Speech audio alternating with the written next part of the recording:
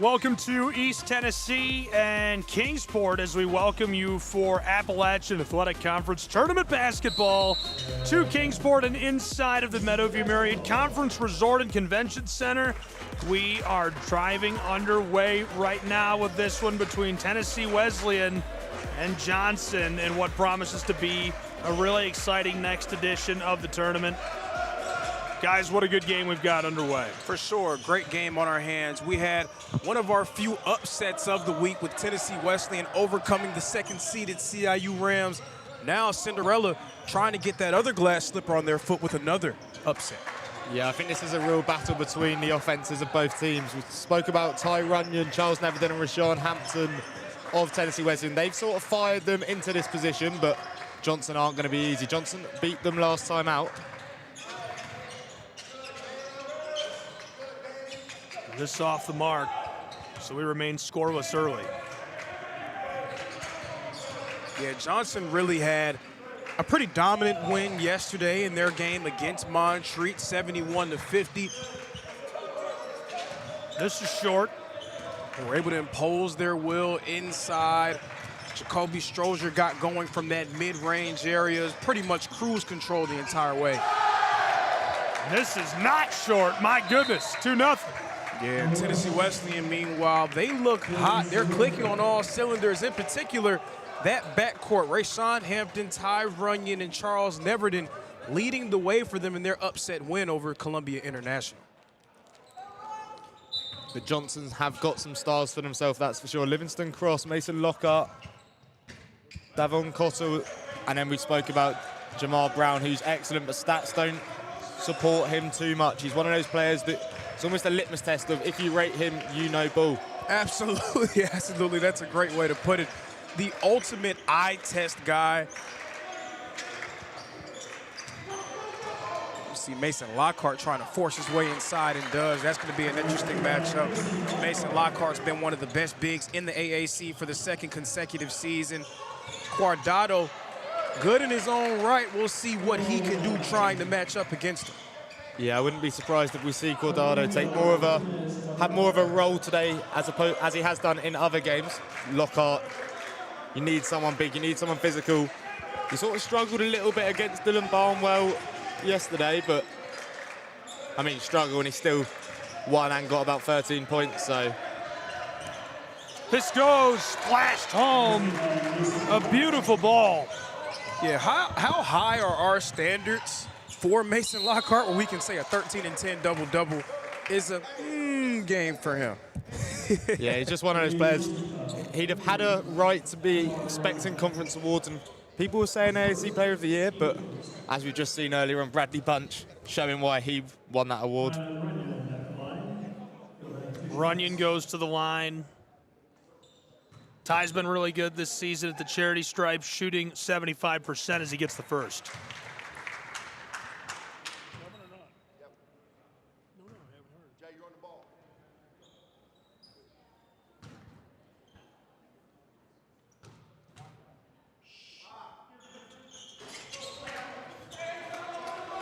We'll head the other way.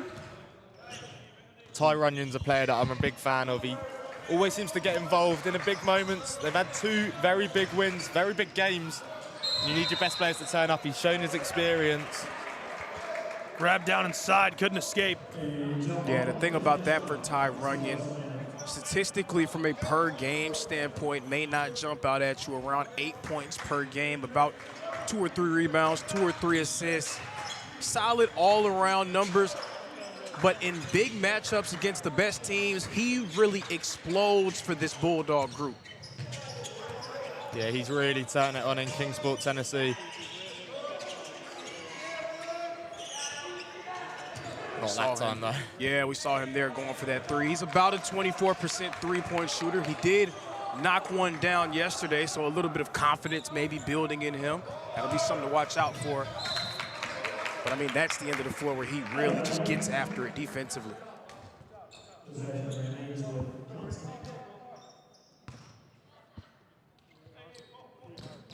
And also Rashawn Hampton, who made the all-freshman team last year, first team all-AAC this season.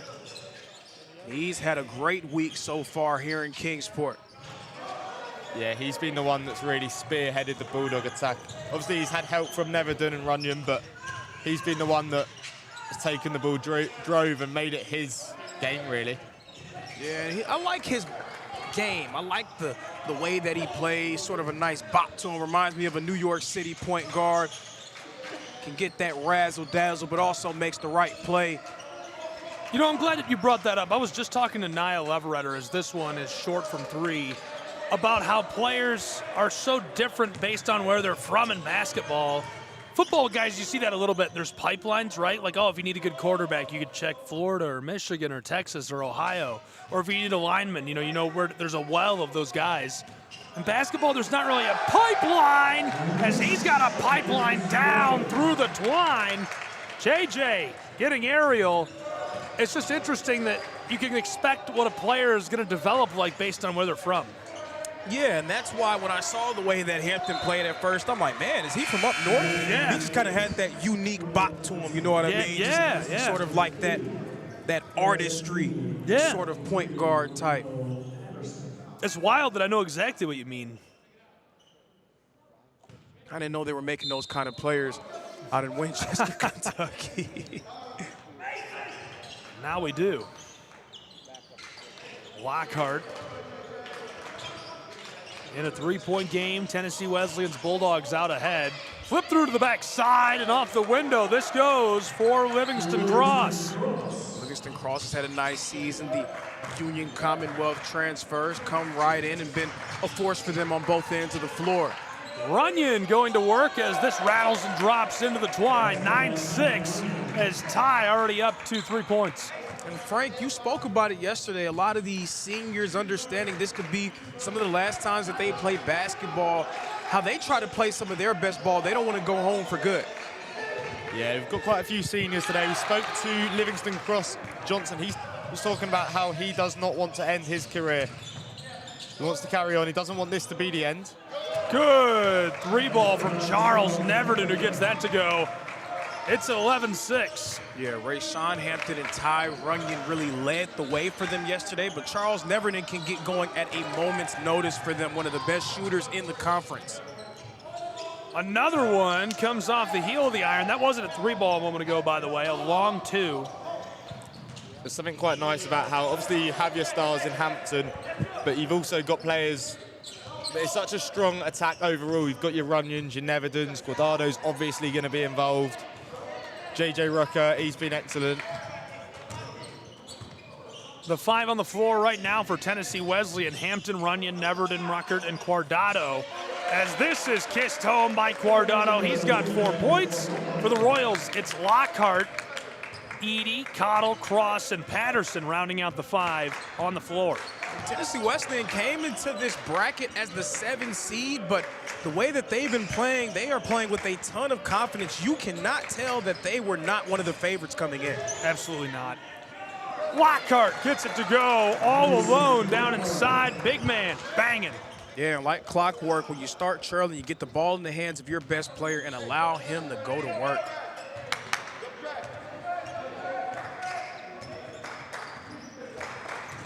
The drive, mid-post as he's battled and fouled.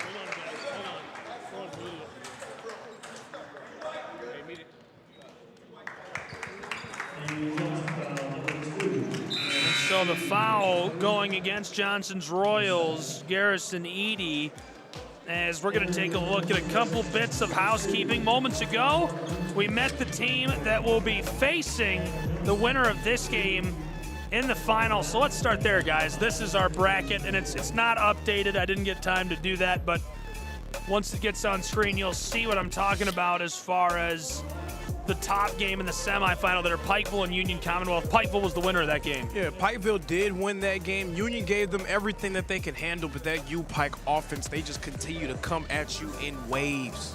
Yeah, Pikeville have got this real swagger about them. They turn up, they do their job like it's almost a 9 to 5, and they just have to do what they have to do. Don't have to go out and celebrate every time they get a point. They hit a three-pointer, walk back, win the ball back, and do it again. They've just got that arrogance about them that's deserved when you can back it up the way they can. And here's a look at our schedule from yesterday. including how these two teams got here.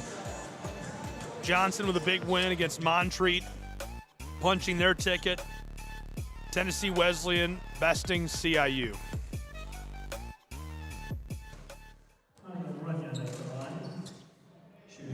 Runyon at the line, I mentioned a moment ago, 75% this season. He's got 3 points.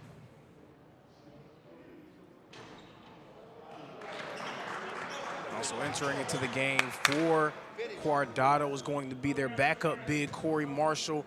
Marshall was the hero in Tennessee Wesleyan's victory over Reinhardt 2 days ago. Also Omarion Barber in the game as well.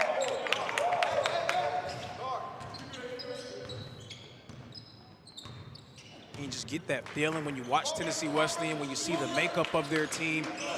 They have the sort of recipe that wins at this point in the season. Mason off the window and one as he gets this to go. Yeah, I don't think a lot of people have answers for what Mason Lockhart provides.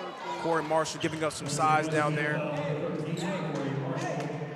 But coming in, Tennessee Wesleyan really felt like they had the makings of a team that could make noise at this point of the year. Great guard play, solid guys down low. Mason rims out.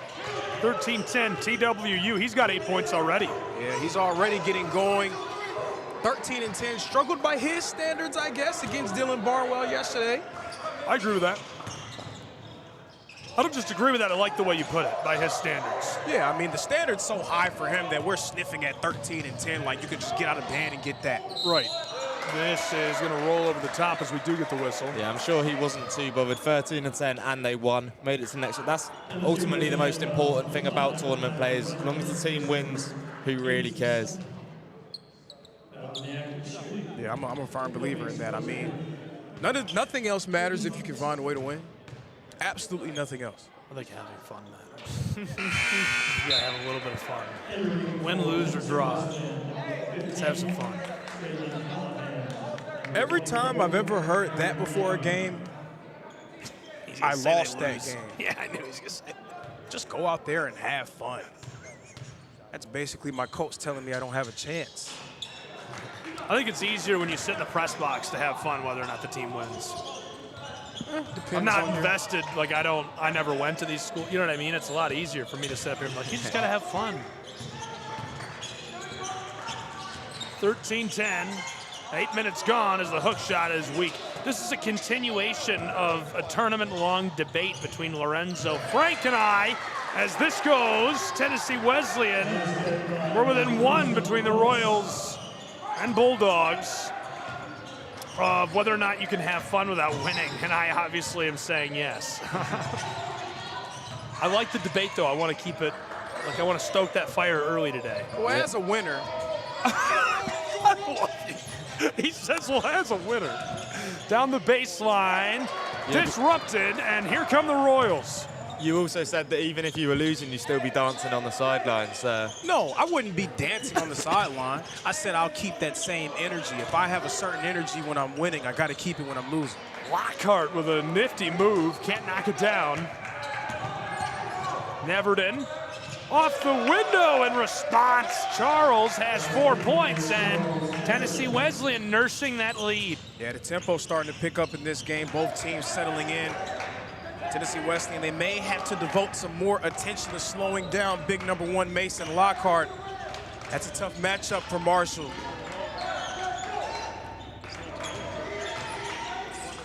Low post off the window. This goes for Johnson. Yeah, he really feels like he has the matchup advantage down there against Corey Marshall. I'd expect Guardado to re-enter at some point. Like clockwork, there he is over there at the scores table. Ball's loose. We might have been being a little bit harsh on Lockhart. Obviously, his standards are very high, but was his presence just alone enough to help his team? Like, Livingston Cross hit 20 points yesterday. Do you reckon that's because they're doubling up on him? They have to double up on him, otherwise he's going to score, and 100%. Giving his team more space. It's really a unique setup that they have as well, being able to have a guy like Mason Lockhart in the middle. Not a ton of teams in this conference have that sort of dominant presence down low. looking for some help as he's triple teamed but keeps it alive. Jamar Brown pulls the trigger, too much sauce as it's hauled in. And we'll head the other way with the Bulldogs of Athens, Tennessee. This is an all-Tennessee battle. We had a Kentucky battle, now we've got an all-Tennessee battle as this one taken down inside and one. Johnson leads 16-15 as they'll go to the line almost exactly halfway through this first half. Yeah, it feels like the first time Johnson have led. I'm not sure if that is correct, but it feels like they're starting to get a foothold in this game. Johnson, such an intriguing group because they're one of the better offensive units in the Appalachian Athletic Conference, top 5 in points per game. But they do it in a different way. They're not really the high-volume three-point shooting team that we see from others like U-Pike. They're a group that likes to go inside out. Pulls the trigger, got it to go. Beautiful ball from Charles Neverton. He was right on the line, and they're going to reward him for that with a 3-ball. It's 18-17. Yeah, how about Charles Neverton with the shift team move there? Mason driving the post, bangs his way down low and gets it to go.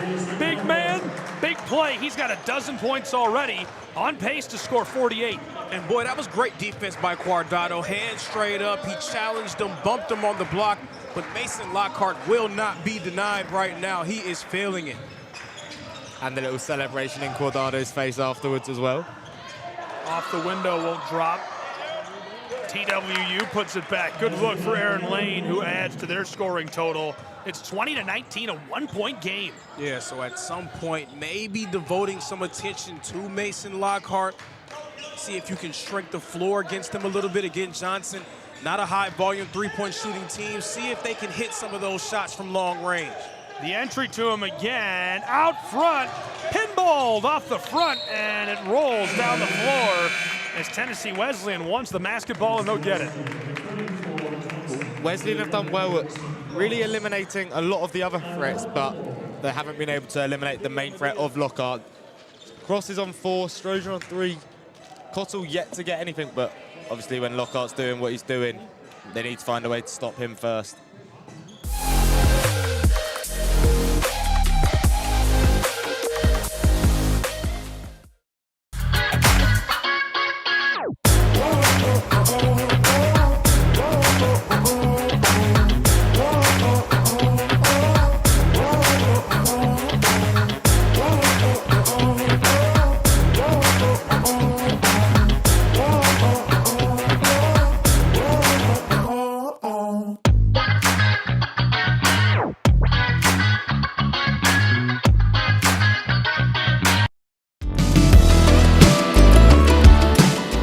Want to watch your favorite Southeast teams in action? We've got you covered. Stream live games and highlights on YouTube, Twitch, Amazon Fire TV, Stream TV, and more.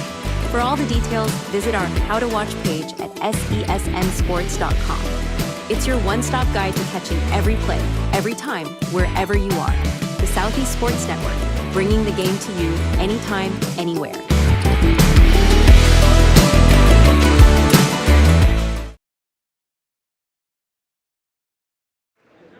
Back in Kingsport, Tennessee in a 1-point game, Bulldogs are leading the Royals. Send it way out front. Aaron Lane in the game for Tennessee Wesleyan. He gave them some quality minutes in their matchup against CIU. Yeah, he did. He looked great. Lane from the wing. Tried that on the elbow and disrupted. Mason Lockhart's emphatic. No, I think he has a case. I'm not really sure about that call. Seemed like Strozier may have kept his hands up. I guess they're going to get him for the body contact. Other 5. It's quite exciting for Tennessee Wesleyan, though, because we spoke about seniors over this tournament. They've got quite a young side, only a few seniors, and Hampton, Guardado, JJ Rucker, and Aaron Lane, they're all young. They've all got years left. 69% this season at the line. He gets his first. The way that Rayshawn Hampton's been playing, I know the fans of Tennessee Wesleyan are hoping that he sticks around. He really looks like he can be a major player and potentially challenge for Conference Player of the Year throughout his career. Yeah, I mean, if Tennessee Wesleyan win today, he'll have some shout for tournament MVP. He'll be up there. Really, it depends if he gets to play against Whiteville, if he gets to outdo Bradley Bunch. This has always been such an interesting collection of talent at Johnson. This group here, this core group, driving his Cottle on the elbow in trouble, gave it off. Big man knifes his way through, regathered, and Brown able to keep it alive. Straightaway three at the buzzer won't drop as it's hauled in by the Bulldogs, who will run the floor. The Tennessee team, 2 programs from Tennessee. Our last semifinal game on the men's side featuring 2 Kentucky-based teams as this goes all the way and rims before dropping in. The response immediately won't go. Track meet, boys, hang in there.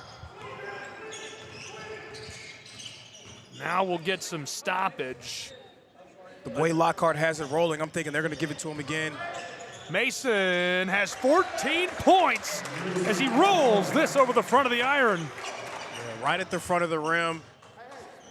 Maybe at some point you think about throwing a different look out there, see if you can trap him make some decisions in terms of playmaking. Trying to go to work. Somehow fights his way through, and Hampton off the mark. Odd to see Strozier so quiet along with Hampton after such big games yesterday. That was close to a 10. Through, off the window, it won't go. What say you? I mean, I can tell you've got a strong opinion on that. not strong enough yet. Not strong enough yet. From the front court. Ask me in a little bit. Okay. I'm sure there's a lot of people that agree. Dish down low. This one is packed out of the hands of Lockhart. He's got some quick words with Livingston, just reassuring him. Hey, I just love the way that J.J. Ruker's been playing so far today. He is everywhere, helping from the weak side. Athleticism. He has 2 dunks already today. A chase down block earlier. Cordato comes off for Armstrong. This is going to be interesting. Jack Armstrong gave them some minutes in their last win. Just off the mark, rolled out front, but kept by the Royals of Johnson. They've still got a lot of time on the shot clock as the entry feed draws a whistle. But look, 1, 2, 3, 4 black jerseys surrounding Mason Lockhart before he even got a chance to catch the basketball. And that's what I was going to say. Putting Jack Armstrong in there, maybe to act as the first line of defense. Maybe you try to switch to a swarming look against him. Down the block, off the window, couldn't get it. A good attempt by Jacoby. All the way to the front court, it's Jacoby again. Battles his way inside, thrown straight up and taken by the Bulldogs of Tennessee Wesleyan. Down low this goes, a little kiss off the glass as they're back out ahead in a back and forth boxing match, 24-23 TWU. That was Ty Runyon on both ends of the floor, forcing the turnover and then finishing on the other end. The Johnson bench is starting to get a bit more animated. I'm not sure if it's at the officials or at his own team, but all of them starting to show their frustrations. Couldn't get that. Runyon will set up on the front court. Dished immediately to Hampton, who hands it off to Lane. Heavily defended as he fights his way to the elbow, and it's automatic.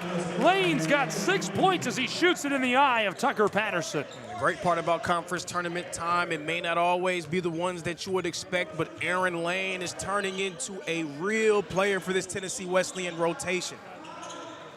Fires the 3 ball, too much for Patterson. Regathered, Jacoby to the straightaway. Fired this, and it's a lot of sauce.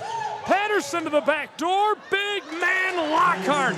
He's old enough to drive. 16 points in our first half. Even though Tennessee Wesleyan's not able to hit, rather Johnson not able to hit those long-range shots, second chance opportunities crashing the glass. Finesse through, and Hampton with a gorgeous play. He gets the lid off the basket for himself, and now 28 for the Bulldogs of Tennessee Wesleyan. Yeah, Johnson do really well at keeping a hold of the ball, even if they mess up the first chance. When you've got the presence of Lockhart, it generally gives you the opportunity to have a second attack or a third attack. Brown Tennessee Wesleyan now in a zone look, trying to force Johnson to beat them from the perimeter. Jacoby pulls the trigger a little strong. Jamar to Lockhart, what a play. Absolute menace inside, diabolical as he's triple teamed and couldn't get it to go. Yeah, point blank opportunity there. The zone doing its job, but it's hard to rebound out of it. How hard is it to be down amongst the branches? Obviously, he's this dominant physical presence, but it feels like they've got 3 guys playing him in that zone. Yeah, and that's what the zone is designed for. It's designed to keep you away from the basket. It's designed to make you uncomfortable. Where's Johnson the most uncomfortable? That's from beyond the arc. Certainly feels like it. This is game 2 of the day, and so far, a really good battle between these two teams, Lorenzo. Yeah, a great battle indeed. We're starting to see some of those matchups come into play. We're trying to see if Tennessee Wesleyan has consistent answers for Lockhart. Will they even need consistent answers if they can slow down the rest of that group? We'll take a look back at our schedule for the tournament so far, starting with day 1. Been a really, really good battle through this tournament for these two programs. Tennessee Wesleyan with a win over Reinhardt to open us on Wednesday. That was the game of the day on the first day. Back and forth right to the very end, and Corey Marshall doing the business for the Bulldogs. Obviously yesterday a win for both of these teams. TWU took down CIU. Johnson with a victory over Montreat. And we've already seen one game today in the victory, and that one going to Pikeville's Bears, who await the winner of game 2, day 3. It's not going to be Kilby. So after the foul, this is Ty Runyon. Unless he got it. Runyon gets it to go. Well, Kilby and I, we had a system that developed. Even in Charlotte, he was there.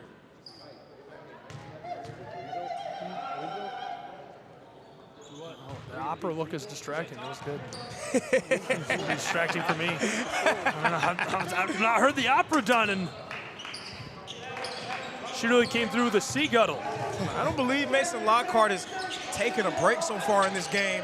3 ball short for Devon, hauled in by Lane. I'm sure that Coach Logan Sharp doesn't feel like he can afford to take him out. Oh, Mason Lockhart gonna stamp that rejected and mail it back. Return to sender. Yeah, volleyball spike at the rim by number 1. Oh, we just spoke upon there. If you're going to take Lockhart out, you leave yourself really vulnerable. He's got 16 out of the 25 points. It'd be almost stupid to take him off. Here we go, 3-man weave as he knifes his way home off the window for a couple of points. For his Johnson Royals, really, really impressive play by Reese Clark, who's got 2. Yeah, welcome to the AAC tournament, Reese Clark. This is his first minutes here in Kingsport, Tennessee. Didn't play in their last game, but already making his presence felt. Short, almost kept alive. He does get it, but the foul inside. Mason Lockhart is right there. Are they saying that's a Lockhart foul? Yeah, that was a foul on Mason Lockhart. J.J. Ruckert, again, he has been absolutely everywhere for Tennessee Wesleyan. They're crashing the offensive glass and drawing the foul. Yeah, it seems like J.J. Ruckert loves the big moment, loves the battle with Lockhart there. He's got dunks. He's a bit of a show player. Seen him smash the ball away a few times. Now, he does have some show, but he does have some go as well. He's mixing it in there with the big men, operating in that hybrid forward spot. 5 points now for him. 51% at the line this season. Splits the difference. Regathered, Neverton double teamed on the baseline, stolen by Reese. Reese running the floor again, this time short. Popped outside. He'll return it the other way for Tennessee Wesleyan. Through to Neverton. Johnson can't believe it. He's on the court. Coach says no. Blocked down inside by Jacoby. Oh my goodness. Track meet as it's pitched to the other end. Down low. Fouled as he tries to roll that over the front of the iron. Yeah, the action really starting to pick up, but as it becomes these scrummy sort of games, it becomes grinded out, more of a junkyard dog style. That seems to be advantage Johnson. They're right at home playing in that fashion. So Cottle goes to the line. He's scoreless today so far. Devon, 75% from the stripe this season. And he's had a strong year so far, averaging around 16 points per. Third in the conference in three-pointers made. He was a first-team All-AAC selection.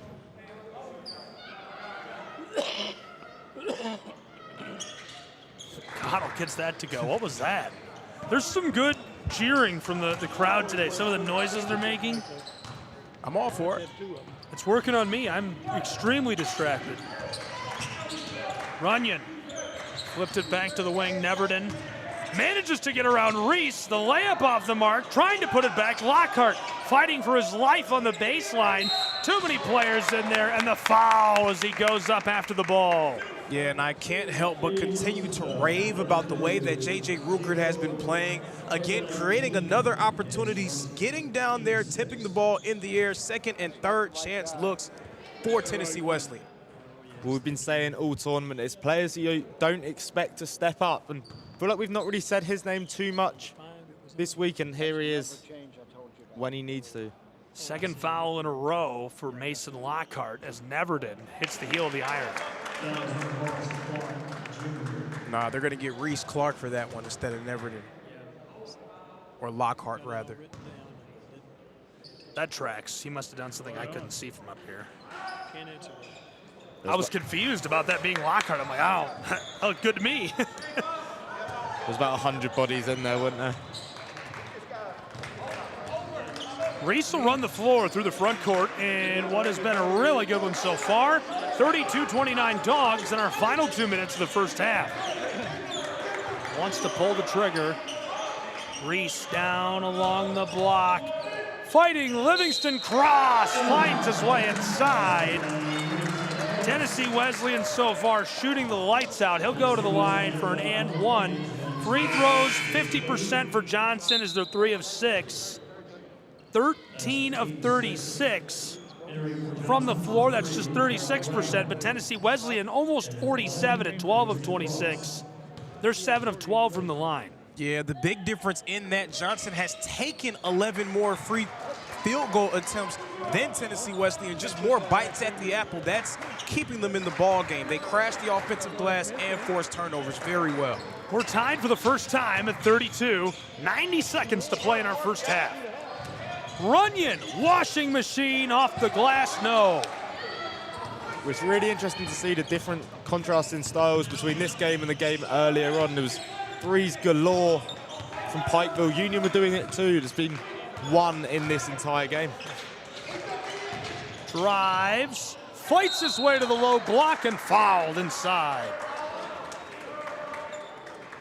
Good play by Jacoby Strozier, who's been quiet relatively compared to yesterday night.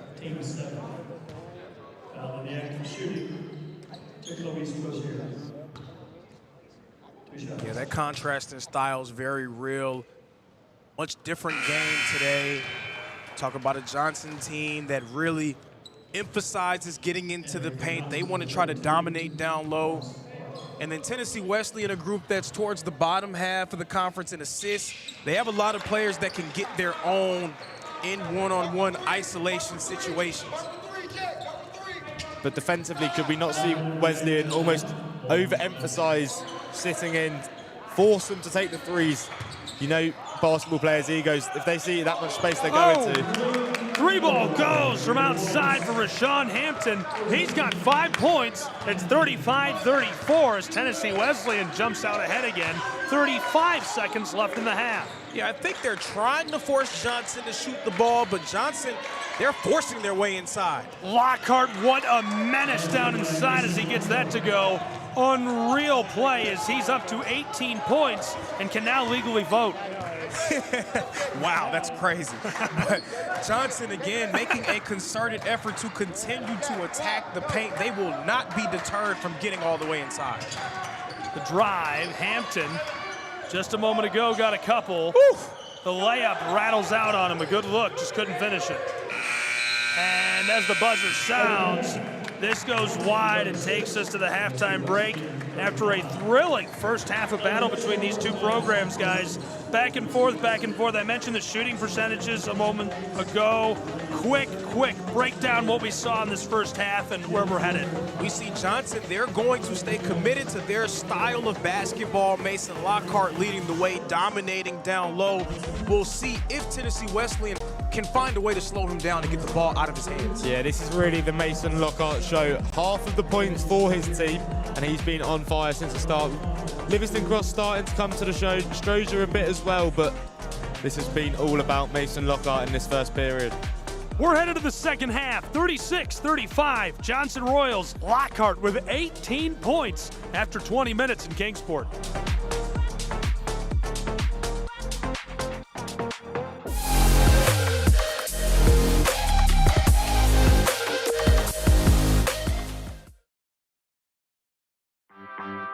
My West Hollywood story is exploring the iconic boulevards, endless shopping, and beautiful galleries. Inspiration is endless in West Hollywood. The neighborhood tells stories of established and emerging artists. You will find fashion and styles from all over the world here. A California sunset is the perfect way to end our day. We will take VIP tickets to this show every night. Our vacation is just getting started. This is our West Hollywood story. Come and find yours.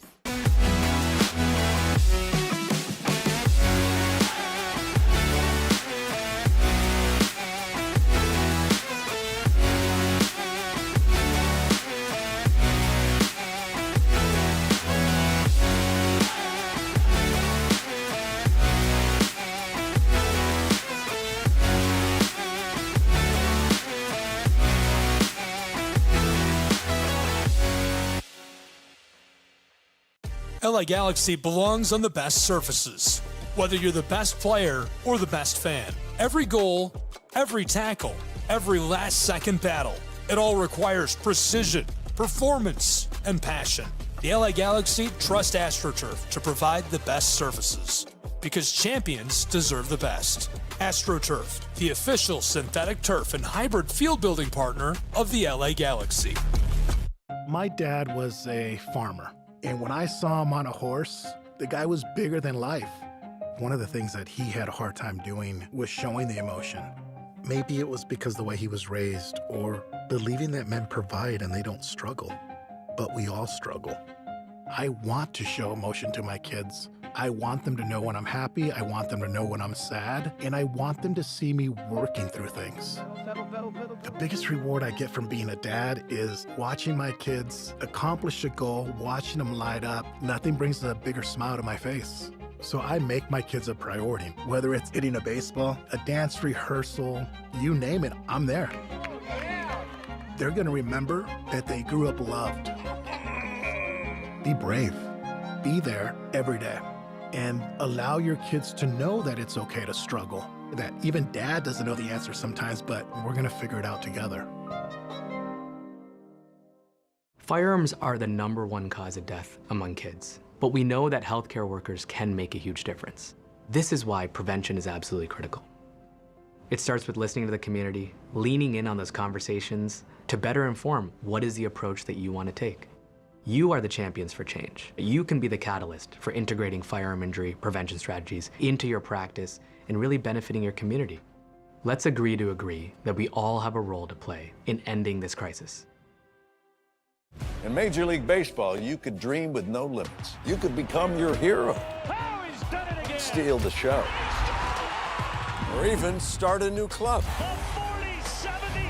You could meet the moment and exceed the hype. You can write a new chapter of history and let your city dream again.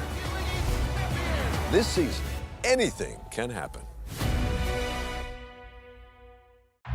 Everyone has a ritual, that small thing that keeps us focused. A habit we never skip to clear our minds and elevate our performance. But what do you do to keep your head in the game, to drown out the self-doubt and support your mental health? Because being your best isn't just about taking care of your body. It's about taking care of your mind and mental health. Discover the resources you need to keep your mind focused and your mental health a priority.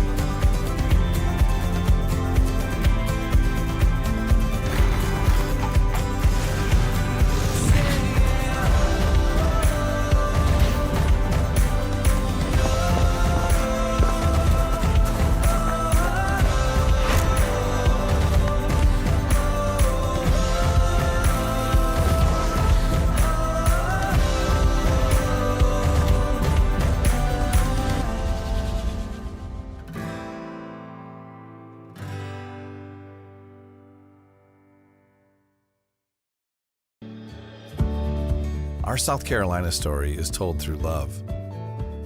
We always felt the need to take a moment for ourselves, and the ocean has always drawn us closer. Charleston was such a romantic destination, with its ancient oaks and beautiful walking paths through town. But we love hiking too, and Greenville gave us a perfect view. This is our South Carolina story. What's yours?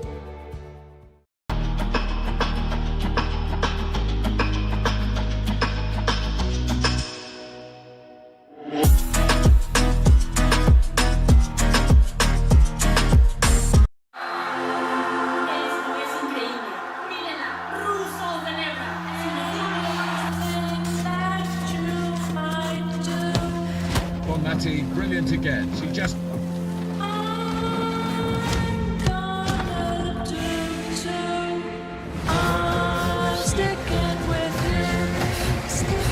Preparations have begun as the world's best players set their sights on the tournament.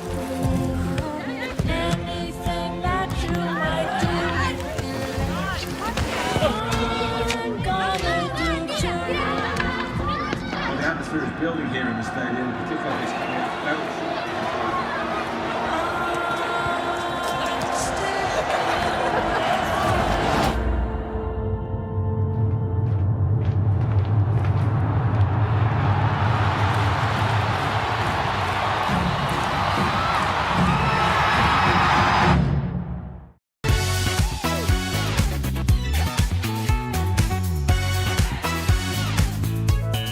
Well, it means a lot to the community. It means enhancing the community. We are so pleased and so proud of the fact that the Braves are involved and participating in its upkeep and making sure that when we come here, we can be all very pleased and very happy about the way it's being kept and the offerings that it has to the community. Man, we're here at a beautiful Adams Park where they just revealed the Hank Aaron statue. Again, the greatest of all time, creating opportunities. Henry Aaron, Billy Aaron, they're doing it once again with partnership with the Atlanta Braves. Unbelievable moment in this part of Adams Park.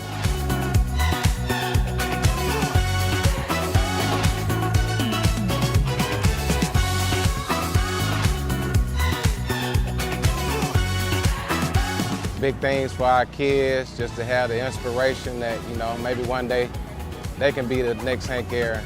So I'm really proud of what the city has done for the community.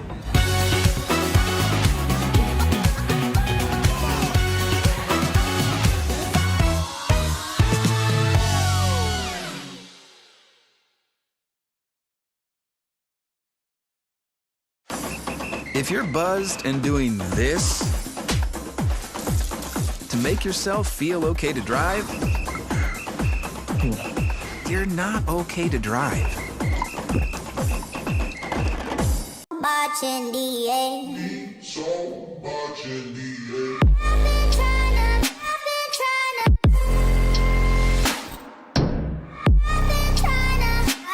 I'm scared.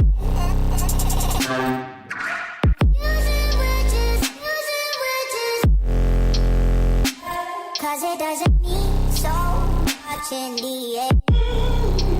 Boy, can you hold me?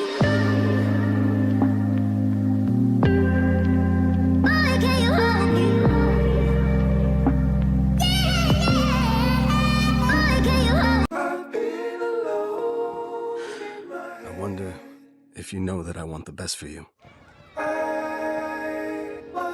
I know you're going through a lot. I wonder if you know that the big homie needs help too. You can't just rebound from everything. I know you've been grinding. Let's go, let's go, let's go. But how long will you fight solo? I wonder if you know that we can get help. I wonder why we waited so long.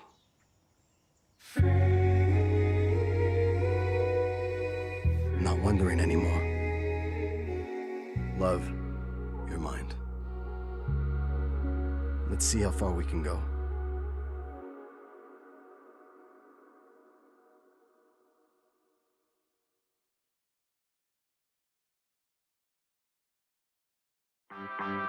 My West Hollywood story is exploring the iconic boulevards, endless shopping, and beautiful galleries. Inspiration is endless in West Hollywood. The neighborhood tells stories of established and emerging artists. You will find fashion and styles from all over the world here. A California sunset is the perfect way to end our day. We will take VIP tickets to this show every night. Our vacation is just getting started. This is our West Hollywood story. Come and find yours.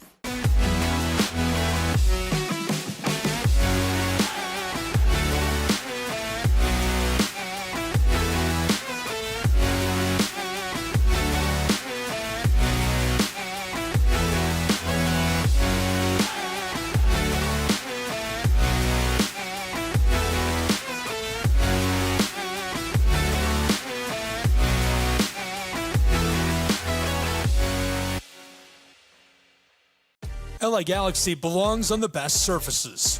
Whether you're the best player or the best fan, every goal, every tackle, every last-second battle, it all requires precision, performance, and passion.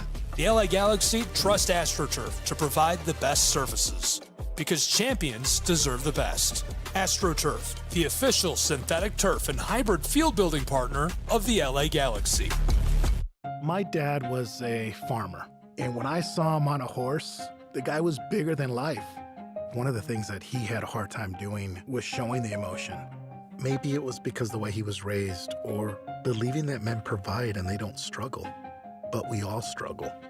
I want to show emotion to my kids. I want them to know when I'm happy, I want them to know when I'm sad, and I want them to see me working through things. The biggest reward I get from being a dad is watching my kids accomplish a goal, watching them light up. Nothing brings a bigger smile to my face. So I make my kids a priority. Whether it's hitting a baseball, a dance rehearsal, you name it, I'm there. They're gonna remember that they grew up loved. Be brave. Be there every day. And allow your kids to know that it's okay to struggle. That even dad doesn't know the answer sometimes, but we're gonna figure it out together. Firearms are the #1 cause of death among kids, but we know that healthcare workers can make a huge difference. This is why prevention is absolutely critical. It starts with listening to the community, leaning in on those conversations to better inform what is the approach that you want to take. You are the champions for change. You can be the catalyst for integrating firearm injury prevention strategies into your practice and really benefiting your community. Let's agree to agree that we all have a role to play in ending this crisis. And make Your favorite teams, your favorite live streams, your favorite highlights. Be sure to engage with us. Find us now on YouTube at NSBN Sports or visit us at nsbnsports.com.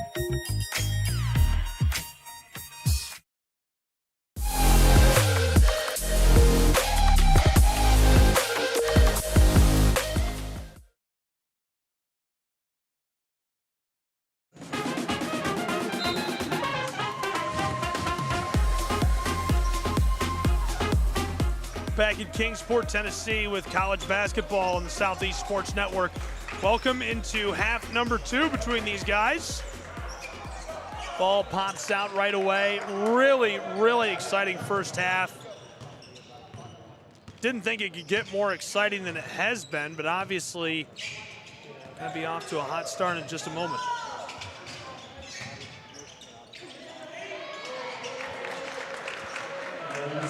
Quickly goes, 30 seconds gone, it's 37-36. Yeah, that was a handoff by Armando Guardado. Guardado right now having his hands full trying to slow down Mason Lockhart.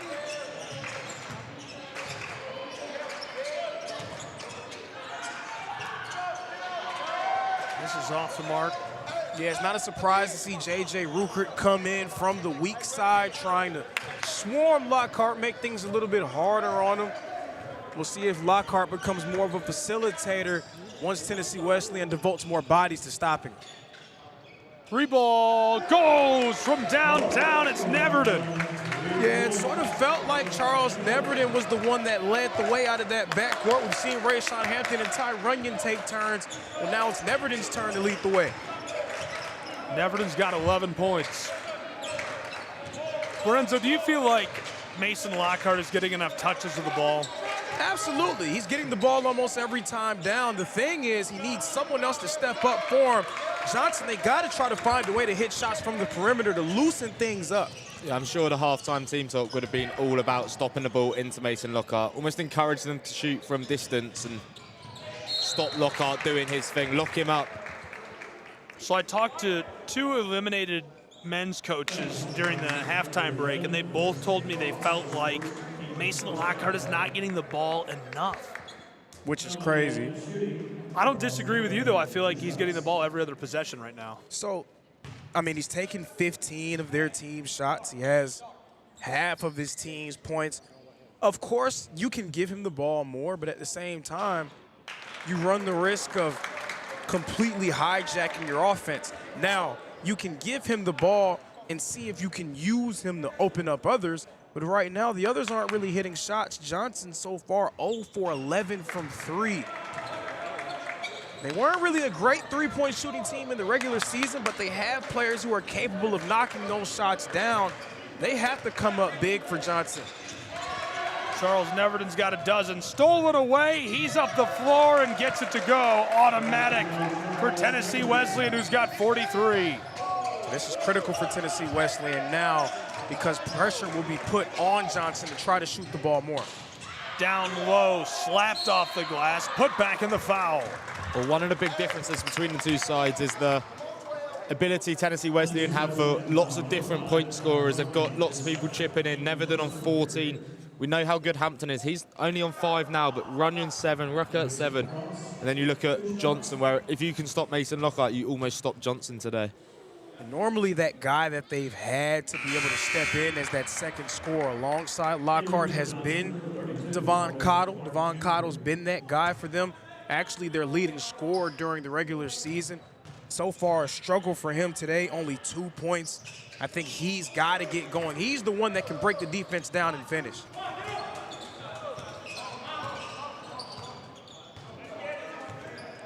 Really just an incredible season for these two. Johnson, 16 wins, a dozen for Tennessee Wesleyan. Hauled in from the baseline and pitched long down the floor for Johnson as he evades traffic and is fouled. Johnson being able to get out in transition and push the ball with pace, so far being the difference when it comes to their offense. Their half-court offense right now has just evolved into Mason Lockhart post-ups. They haven't really had a ton of motion or really much of any type of rhythm offensively in the half-court, but their ability to push the ball up the floor is keeping them in it. They did that all year.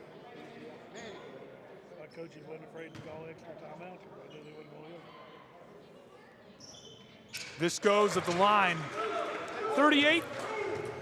Johnson trailing to the 43 of Tennessee Wesleyan's Bulldogs as they make their way back to the front court. But does this not show how good the AAC conference is? You've got 7th in the conference. They've already beat 2nd and now beating 3rd. Runyon's got 9 points. Mason, banging, big guy, fights his way through off the window. Mason Lockhart, he's got 20.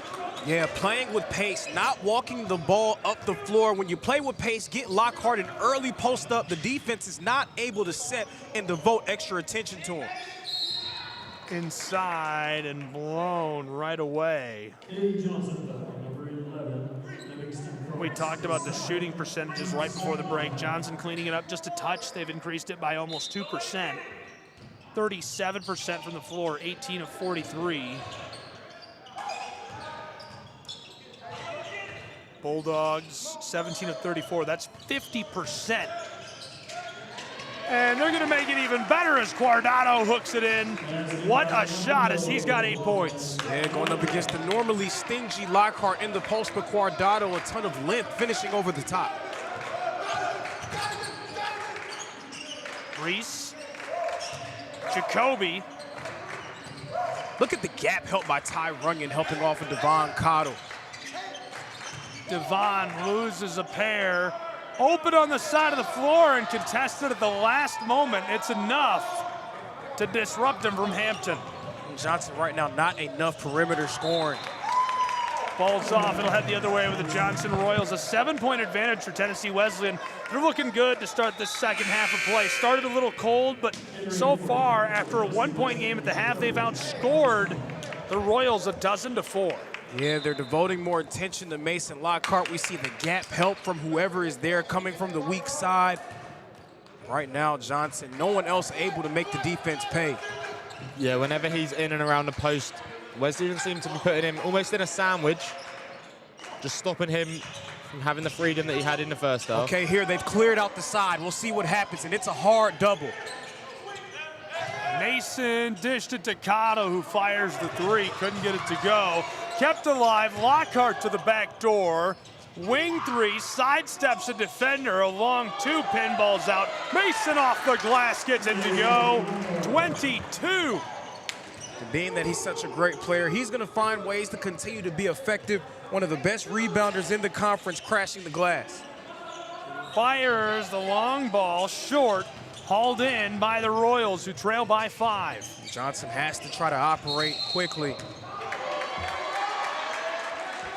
Collision inside as we get the call. Lockhart locked up down low with Jack Armstrong and the whistle. Strong by name, strong by nature. Yeah, but we saw Johnson's coach, Logan Sharp, try to empty out the side for Mason Lockhart, give him an empty corner post-up attempt. So then the hard double came. Not enough floor spacing from Johnson to really take the pressure off of him. Guys, he's already got a double-double. That's nuts. He's got 12 rebounds, 22 points, and an assist. We got to play another quarter of an hour. Absolutely, a great game. Driving, tried that, short. Still a 5-point game. We'll head the other way with pace. Runyon leaves it off. 3-ball forked up from the corner, strong. Johnson, they're going to want to go. Pushing the tempo, Royals. Floater, big man. Working on the double team, he gets it to go, and one. He's got 24 points for the Royals. 12 for 18 from the floor. Yeah, Mason Lockhart running down the floor, immediately getting ready for the post-up and finishing inside. Johnson playing with pace is when they're at their best. Let's take a look at the season averages of these two teams. Didn't get a chance to do it at the open of the game. This is what the year has looked like statistically for these two side by side, guys. Yeah, Johnson, they've been one of the better offenses in the conference, as well as Tennessee Wesleyan. Both teams doing it in different ways. Tennessee Wesleyan 4th in the conference in made threes. Johnson, they're at their best when they're playing with pace and then attacking the paint with reckless abandon. Yeah, and Johnson have been so strong all season. They've had their accolades in the awards, and you can understand why, but Tennessee Wesleyan sort of showing that who really cares about stats and who cares about the placement of the standings this season when it comes to tournament play. They're happy to be the underdog. They're happy to be the storyline. We're seeing that again.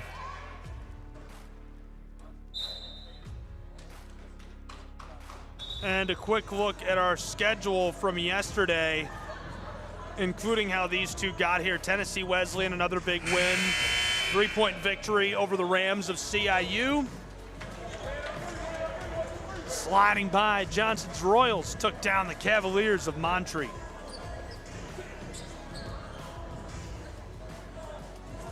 We've only played 5 minutes of our second half. Mason Lockhart has a double-double. Put my man on notice. He is on watch right now. Yeah, for sure. Mason Lockhart has been dominant, but now trying to do it a little bit differently. The half-court game isn't really being kind for Johnson. Whenever Tennessee Wesleyan can set their defense. 65% at the line this season. Yes. But yeah, every time Tennessee Wesleyan sets their defense, it really puts Johnson into trouble. But when they can run the ball up the floor, Lockhart getting those early post touches, that's been where they've been able to continue to put the ball in the basket. Good cut through, rattles, rims, and won't go. And the Royals come down with it. Rayshawn Hampton has turned into a tournament hero here in Kingsport, but he struggled today, now 2 for 10 from the field. Yeah, it's not really got going for him today. He's had the opportunities. You will say at least he's creating the chances. If there weren't any chances, you'd be scratching your head as a coach, but a player of his quality, the chances are going to be converted.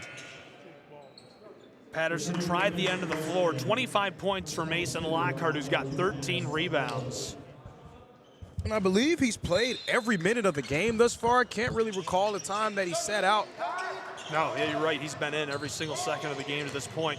Loose on the middle of the floor, taken through, and pinball down as the Bulldogs of Tennessee can't hook it in.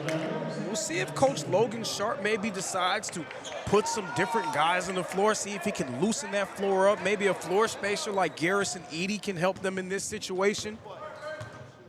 Yeah, it could be interesting just to see how Tennessee Wesleyan react. They've obviously got a game plan surrounding Lockhart, but if Lockhart's not there, does the game plan go to scratch, really? Yeah, look at Ty Runyon not even guarding Tucker Patterson in the corner. Lockhart off the glass and rimmed out on him. Kept alive by Cottle, who is triple teamed. And absolutely harassed as he tries to hang on to that. They're going to give the ball to the Dogs. Yeah, the game plan from Coach Casey of Tennessee Wesleyan right now, they're trying to continue to shrink the floor for Mason Lockhart. Ty Runyon not even guarding Tucker Patterson in the corner. He's trying to provide gap help, and then they're swarming Lockhart when he puts the ball on the floor. The give.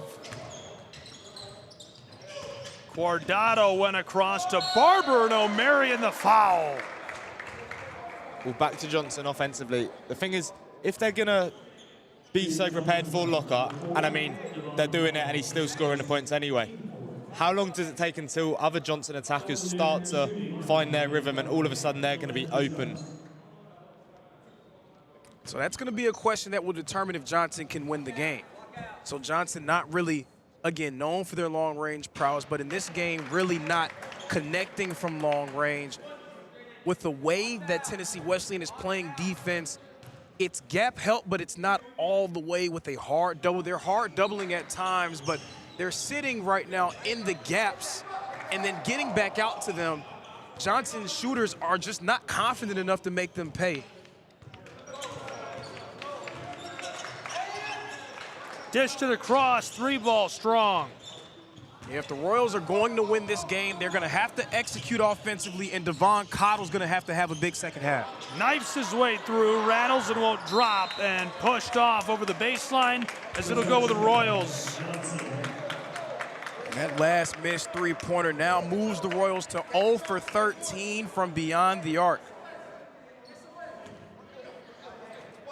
Tucker Patterson did not make a ton of threes in the regular season. Devon Cottle, streaky. Livingston Cross not known for his three-point shooting.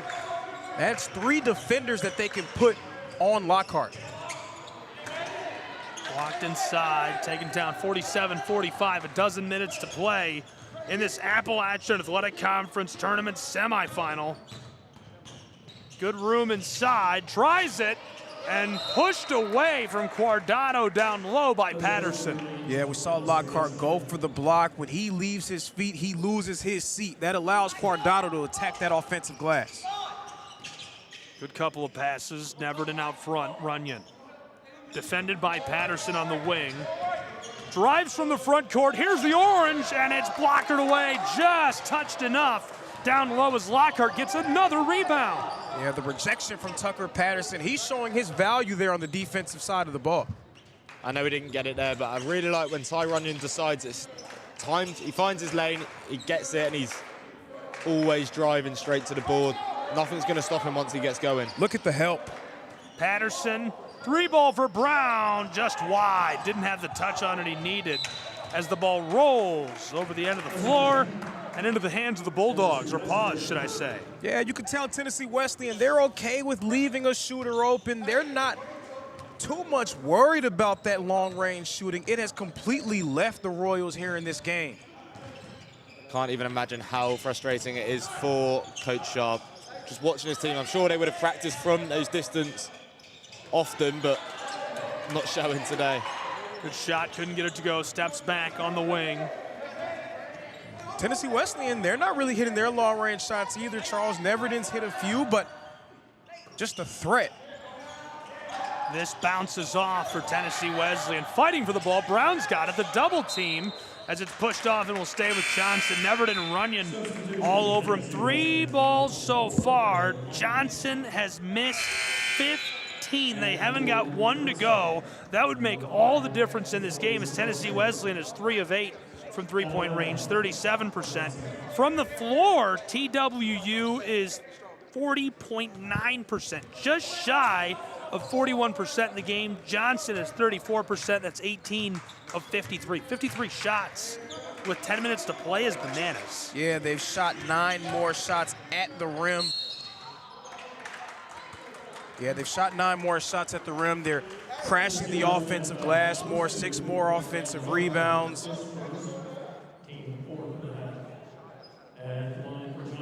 And they're just continuing to play their style of basketball, attacking the paint touches. They have guys that can get there off the dribble. They have size that can attack it in the post. Even with their three-point shot not really being with them in this game, they're in it because they're playing well defensively. In Tennessee Wesleyan, they haven't been able to connect on their threes either, or they really just haven't had a chance to get a ton of them up. Jacoby's got 7 points. We're tied again, this time at 47 with 10.5 to play in Kingsport, Tennessee. Seems like Rayshawn Hampton's due. Not yet. Close. Yeah, it seems like he's due to make something happen. He's been eerily quiet here in his 3rd game of the week. He is eerily quiet after a huge performance last night against CIU. He's only got 5 points. He's tended to take control of games towards the end of them, though. He really steps up and almost suggests it's his team and he's going to do it for them. Livingston Cross loses this. It's taken in by Ty Runyon, who runs the floor for the Tennessee Wesleyan Bulldogs. Couldn't get it. Battle right out front. And it's a jump ball as they are furiously tearing at this. Yeah, we'll try to get the extracurriculars sorted out, but you saw there Livingston Cross was spotting up on the perimeter. His man not even really guarding him, just sliding into the paint to try to put pressure on the post players. Johnson Royals, a free possession after that. They needed it. Tennessee Wesleyan is going to continue to pack the paint. Johnson's just trying to overpower them right now. Unstoppable force meeting an immovable object. This goes, a beautiful delivery. 50-47. Now to head by 3 after the big bomb with 9.5 to play. And we're stopped on the other end. That 3 ball pushes the total for Johnson's man. After 30 minutes, over 30 minutes of game time, Johnson has hit their first 3-point shot of the game, and huge for it to be from Devon Cottle as well. Cottle, their leading scorer in the regular season. Maybe that's what he needed to try to get some type of momentum going offensively. Yeah, and if at first you don't succeed, try 16 more times, and eventually one will end up in the basket. It's been a matter of staying resilient for the Royals, and obviously Lockhart on 25 points is always helpful, but if now the others can start to chip in from range, that would do wonders. That would create space for Lockhart himself. Yeah, they don't necessarily want to take a ton of 3-pointers, but with the way that Tennessee Wesleyan is flooding the paint, they almost feel like they have to try their hand at some of these and see if they can get going. Guys, really close game. Both of these teams played Pikeville during the regular season twice. Johnson lost to them November 19th, 84-75. Then they had a rematch in January. They lost that 93-75. Tennessee Wesleyan lost to Pikeville on December 13th, 94-76. But they had a rematch against them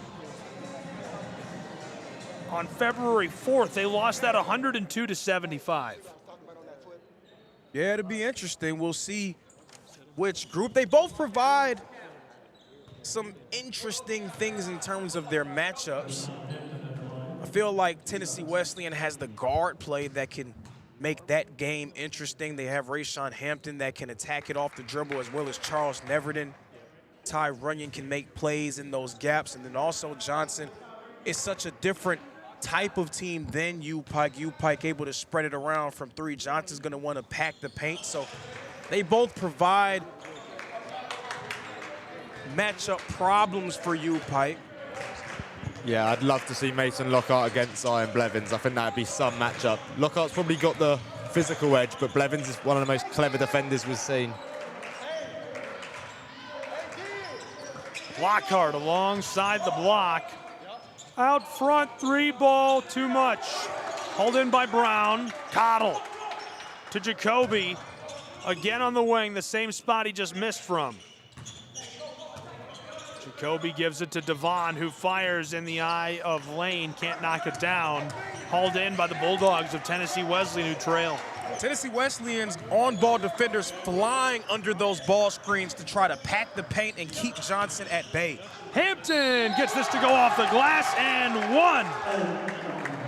Rayshawn Hampton, he will not be denied. He's going to continue to come at you, a volume score, getting downhill and finishing. We said Hampton was due, hitting a bit of form. Hitting at the perfect time, it seems. Such an aesthetically pleasing game, the way that he has the ball in the string as a dribbler. He's a great playmaker, also very unafraid inside. As this wears on, obviously one of these fan bases probably won't be with us in its entirety for the championship, so just want to make it a point to give a big thank you to you for trusting us, being with us all week for the AAC tournament. We know how important this is to you, your family. I mean, these are historical games, and you know this broadcast should live on forever, so really thankful to be a part of this. Thankful to the Appalachian Athletic Conference, to visit Kingsport, and to you for being with us. Thanks for being with the Southeast Sports Network and Tri Media all week long. Thank you guys for being here, by the way. No, thank you for having me. Yeah, man. cheers. Deadlocked at 52. Just wild back and forth we've got going on. Yeah, and the game has really turned into this knock 'em out, drag 'em out brawl. Tennessee Wesleyan not taking a ton of threes because Johnson's doing a great job of running them off the line. On the other end, Tennessee Wesleyan trying to keep everything in front of them, not allowing Johnson to get behind them off backdoor cuts, and devoting more attention to Mason Lockhart. Runyon's got 11 points after that last one. With Livingston crossing the corner, look at J.J. Ruckert to try to come in and help. I just got a text that somebody commented on the stream, Mason Lockhart saved me from a burning house once. I wouldn't be surprised. He seems to be a man of many talents. Mason Lockhart let me borrow a sports car last week. Down low! Oh my goodness, get him a fire pole to get him out of the house. J.J. Ruckert jams it home. For sure, and I think Johnson needs to close that back door. I heard Mason Lockhart often rescues cats from trees, and he doesn't even have to jump to get there. Just picks them off. What a great American. No ladder needed. From the wing. Johnson into the block, fires, and fouled. Look how hard these teams have to work to try to generate offense. I think that Johnson, by this point, they understand the game plan from Tennessee Wesleyan. They know that Tennessee Wesleyan wants to keep them out of the paint. I just think they don't care. They're going to just try to force their way in there and see if they can bully their way to the rim.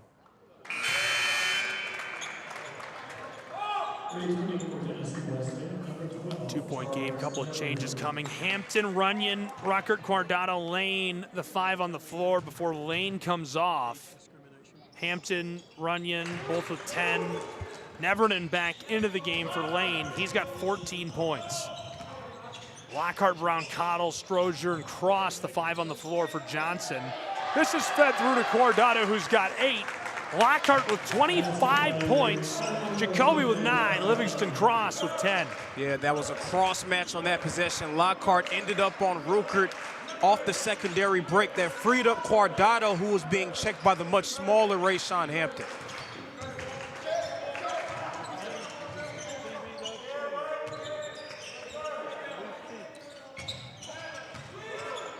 Straightaway 3, too much. JJ hauls it in. It was Rayshawn Hampton guarding Jamar Brown, if you want to call it guarding him. He had 2 feet inside the arc, daring Brown to shoot the 3. I think when the shooting percentages are what they are, it's almost go on, have a go. They This one goes cash money down the floor for Hampton, who's got 13. I think that number 3 in black is starting to get going. You can tell he's feeling it. Yeah, and if you are a fan of the Royals or if you're a Royal, that is the last thing you want. 6:16 to play, 59-54, Bulldogs.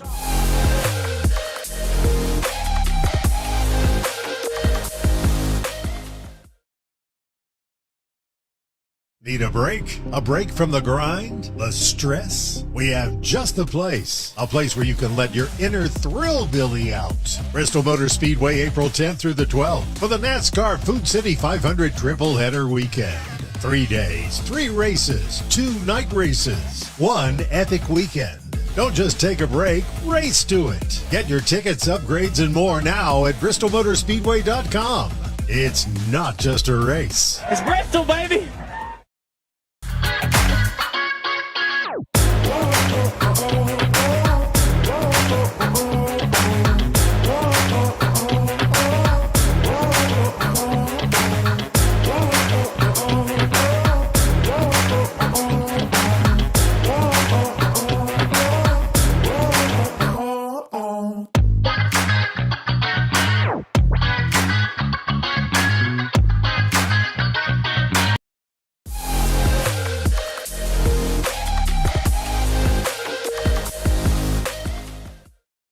A 5-point game in Kingsport, 59-54, Tennessee Wesleyan Bulldogs of the Southeast Sports Network. Gabriel Try, Lorenzo Robinson, Frank Osborne carrying you through to the finish line. Johnson Royals tries this from mid-range and cashes it in. That one goes for Jamar Brown, who's got 4 points. Yeah, that was a tough make by Rashawn Brown. Maybe not a good look, but a tough make, finishing it for the Royals. They'll take any jump shots falling that they can get. Shoveled to the sideline, Strong. Even stronger rebound there by Livingston Cross. Jacoby hits the E-break. Outside, across to the wing. Heavily contested, weak. Tried to put it back and fouled down inside. And crashing that offensive glass, Devon Cottle. Great players find ways to get involved even when they don't have their best stuff. We're seeing Devon Cottle trying to use his all-around game to make a difference.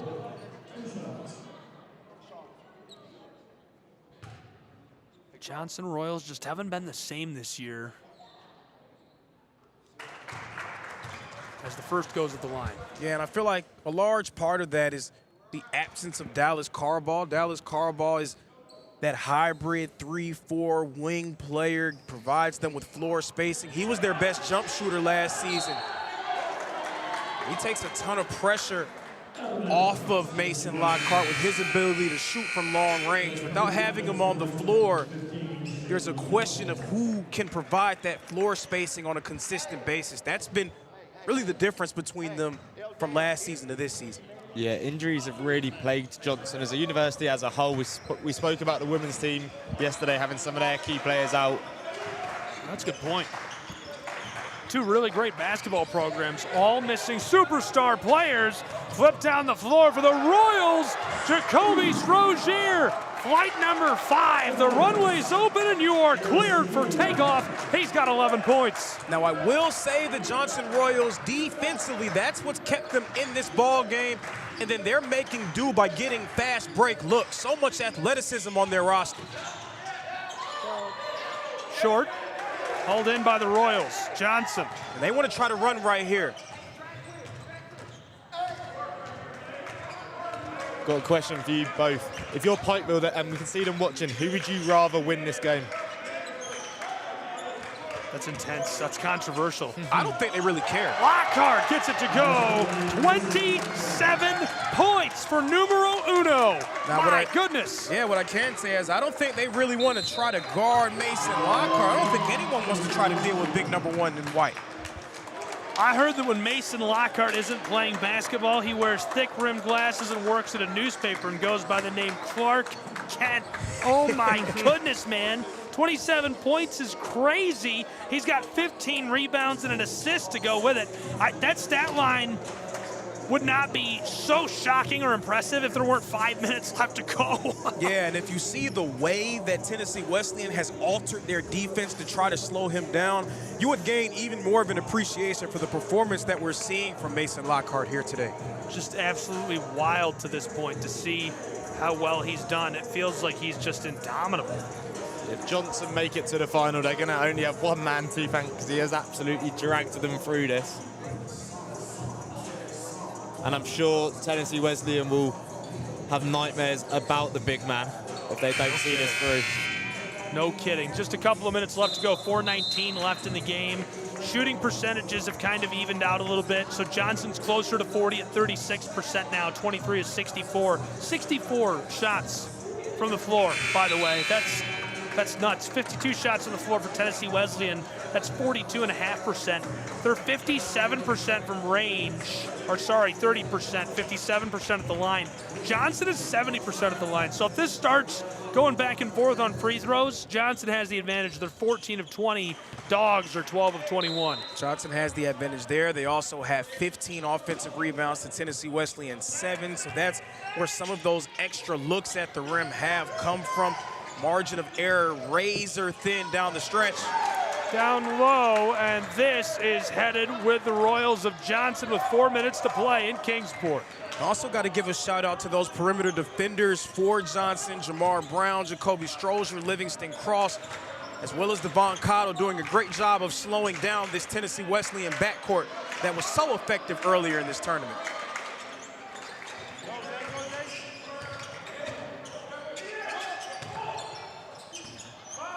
Down low, Livingston rolls over the front of the iron. Cordado fighting for the ball. We're headed to the other end of the floor. Lot of pace, off the window it goes. The response, we're tied again at 61 between Johnson's Royals and Tennessee Wesleyan's Bulldogs. Say Callahan with the nice Euro step finish. A trip to the Appalachian Athletic Conference championship game on the line between these two, and again, we're coming down to the wire in Kingsport, Tennessee.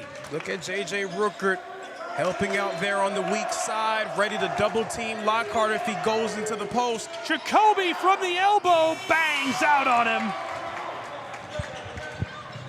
Headed down the floor and again tries this. Rimmed out, battle for it on the baseline as these two go down. I think we'll get the jump ball. Players slow to rise. Thankfully, Hampton looks to be all right. I was going to say, with the scoreline so close, I'd be shocked to see Ty Runyon not have an impact in the rest of this game. If he can avoid fouling out, he is on 4. Good to see that his coach is going to trust him, though. That's a good point. As far as fouls, 4 for Runyon, 3 for Mason Lockhart, 3 for Brown. Over and back? That looked like over and back to my untrained eye, but we play on here. Bulldogs, oh, what a pass, he couldn't corral it. Lockhart comes up with possession. Nah, he did corral it, but Livingston cross-tipped it away. The all-defensive team member stepping up on that end of the floor. 2:25 to go, 61 all. You see Hampton just flying under those screens. They do not detect any level of a threat from the perimeter. Through. Off the window it goes for Livingston Cross. He's got a dozen points for the Royals. And an absolute grown man move from Livingston Cross, going right through the chest of J.J. Rookert for the finish.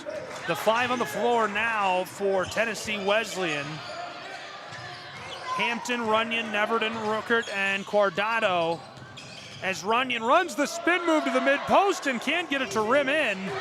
Ball to the Royals of Johnson. We're moving quick. The 5 on the floor for the Royals of Johnson. Lockhart, Brown, Cottle, Jacoby, and Cross. And a timeout on the floor between these two with 95 seconds to play.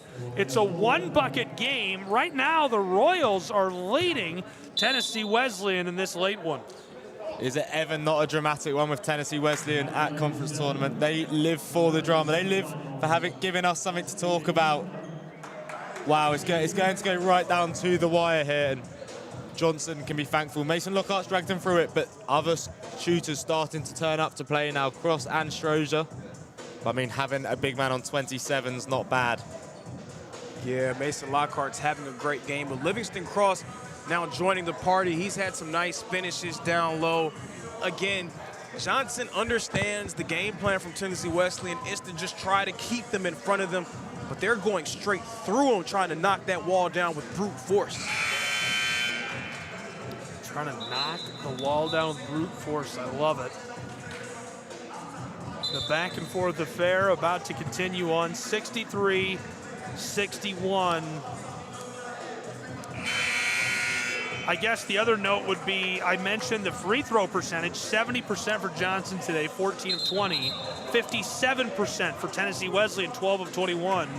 But the three-point percentage could play a pretty big factor here in the next 95 seconds. As a team, the Dogs, 3 of 10, 30%.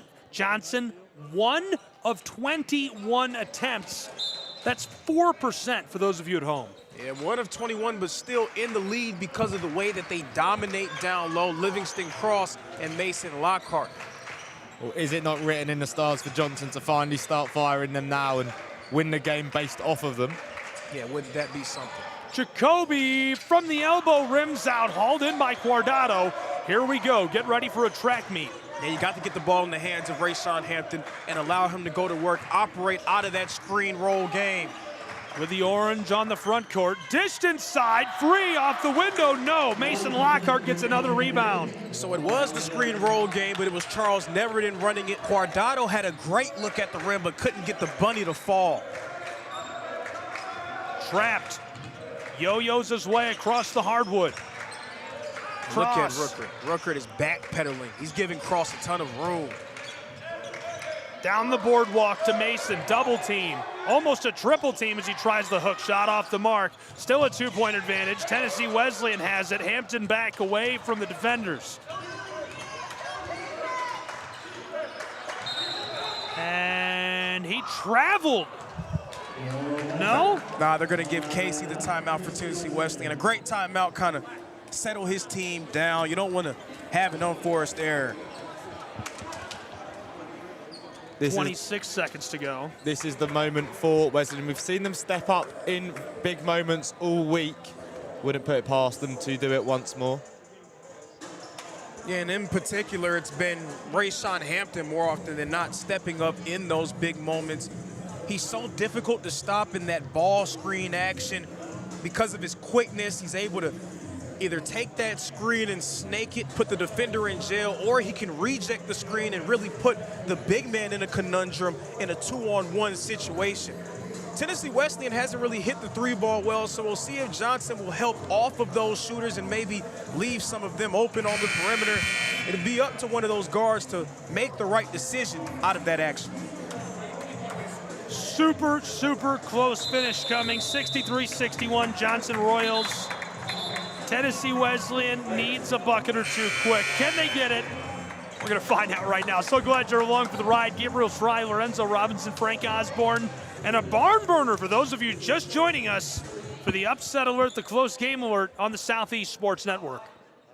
Yes, what I would do is I would get the ball to Rayshawn Hampton, maybe have Guardado come up and set that screen, align Rookert in that backdoor area, see if I can get him off a cut.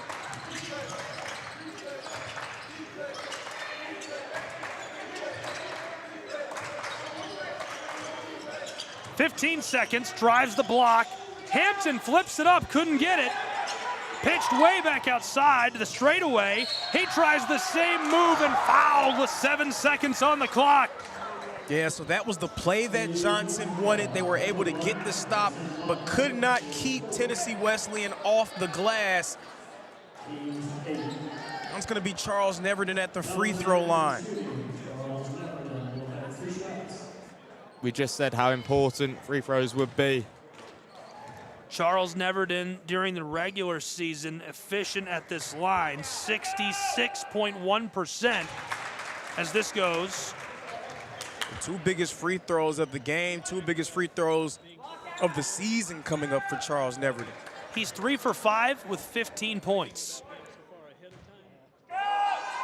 Neverton gets it to go. Got to push off a make. 63 seconds to play. 63 all, 7 seconds to play. Tied and the timeout taken as Johnson's Royals' Jamar Brown crosses into the front court. Deadlocked at 63 apiece, now just 7 seconds to go. This is that moment where that three-pointer comes in for the storyline. They've not been able to hit them all day. 4.8%. They will not care if they get one here. Yeah, I wouldn't necessarily think that you have to just go for a three-pointer. See if we can get it to Mason Lockhart. If he draws an extra man, maybe have Livingston Cross come and flash from inside the arc and see if he gets you the bunny for the win. Yeah, I think the best case scenario is you go to Mason here. He's been good at the line, 65%. I say feed it to him. If you can get him to foul or he can get the bucket with 5 seconds left on the clock, you're going to burn a couple seconds right on the way inside. That's perfect. That's ideal. That's the scenario they're looking for. Yeah, but also maybe see if you can use the extra attention from him to free up another guy, Jacoby Strozier, another person. See if you can get him going in that mid-range area. Yes. Cross with a dozen, 11 for Strozier. 5 seconds on the clock. Here we go. Brown wants to throw it onto the floor. Delivered. Lockhart. 4, 3. Mason. 1. Fires from the corner. The three ball comes out. Free basketball in Kingsport, Tennessee. We're not done yet as the AAC semifinal will wear on between the Royals and Tennessee Wesleyan Bulldogs on the Southeast Sports Network. When we come back, overtime from the Meadowview Marriott Conference Resort and Convention Center.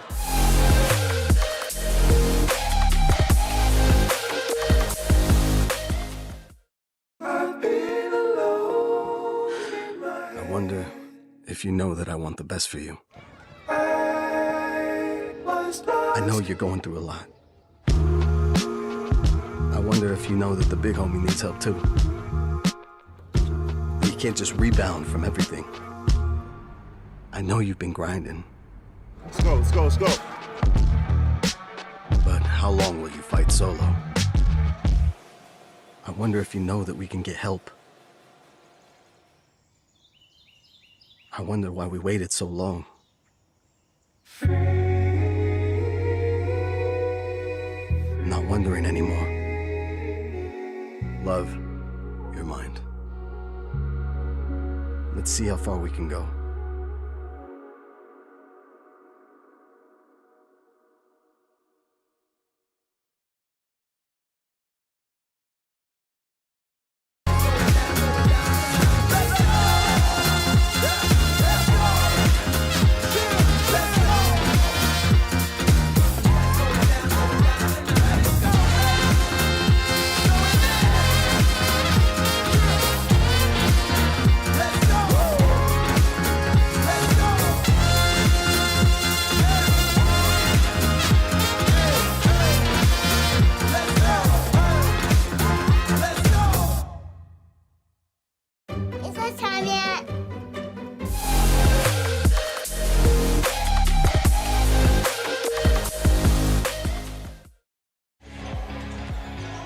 Welcome back in Kingsport, Tennessee.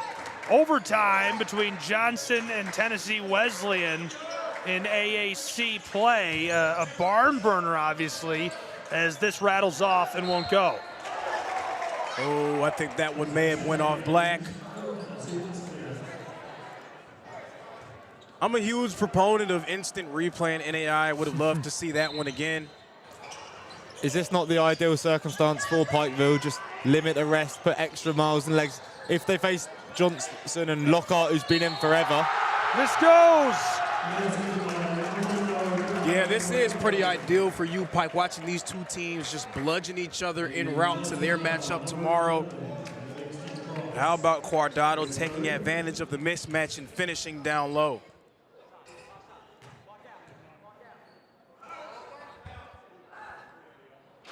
Off the mark. Tennessee Wesleyan, they ain't even attempt to go for the rebound there. They got 5 guys in the backcourt ready to provide a wall for Mason Lockhart.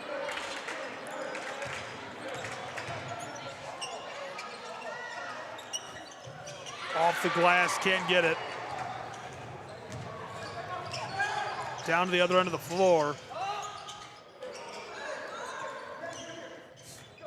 Huge possession here. A 2-possession lead almost feels like a 10-point lead with the way that points have been hard to come by down the stretch.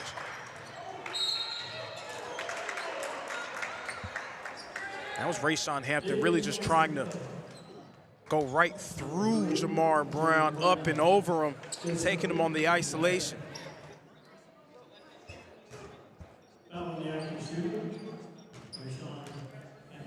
Hampton, it hasn't been an easy one for him. He's 4 of 15 from the field, but he's a volume scorer, and his ability as a playmaker is such a difficult player to stop with the ball in his hands, not just because of his scoring, but because of his ability to create offense for others.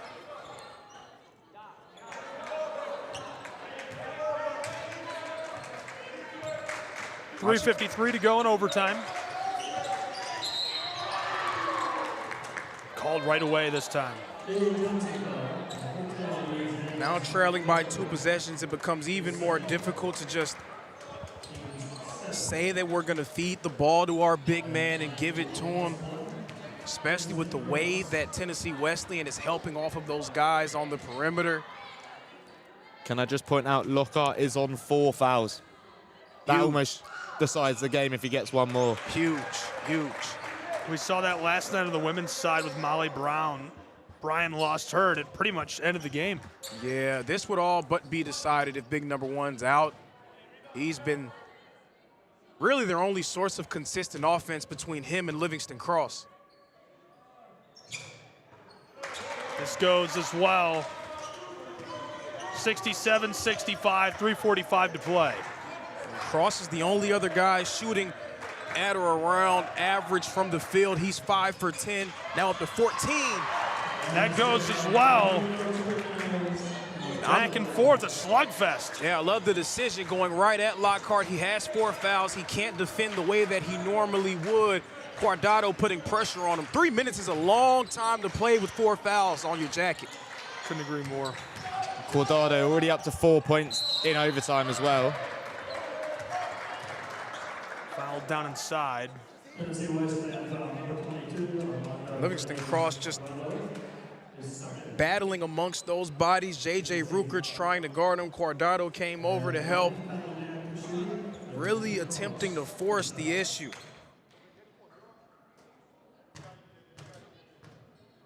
.69-65. Can't cut into the Bulldogs' lead as that pinball's out.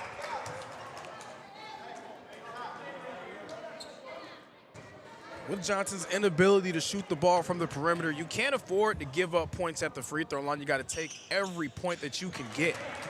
Cross makes it a 3-point game. Can't help but feel that all Tennessee Wesleyan have to do is run at Lockhart, force him into doing something, make him play defensively. He's going to try and hide himself, I'm sure. Down along the block, flipped through.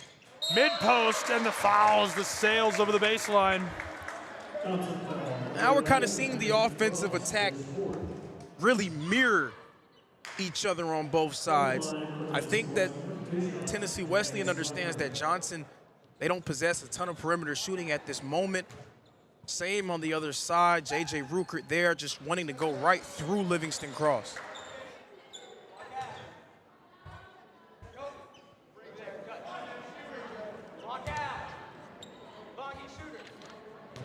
He's got 9 points.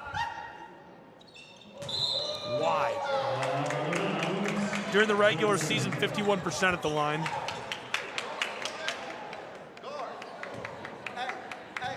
That would have just given them that buffer, make it at least a 2-possession game. Yeah, you hear Coach Casey for Tennessee Wesleyan. He's saying, that's okay, let's guard. Let's get it on this end. Royals, in a 3-point game, fires the long ball, couldn't get it. Yeah, Johnson is absolutely frigid from long range. Now 1 of 22 from 3. I mean, this is pretty historic.